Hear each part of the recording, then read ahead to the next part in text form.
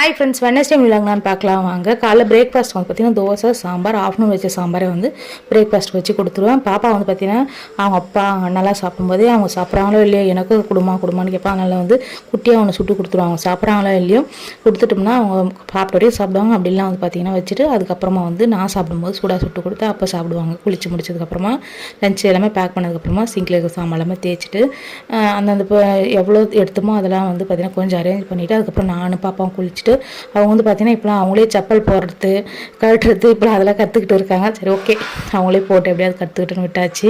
அதுக்கப்புறம் வாஷிங் மிஷினில் போட்ட துணியெல்லாம் காய வச்சுட்டு டெய்லியும் வந்து பார்த்திங்கன்னா கார்த்திகை மாதம் டெய்லியுமே நான் வந்து விளக்கு ஈவினிங்கு காலையில் ஏற்றிட்டு தான் இருக்கேன்.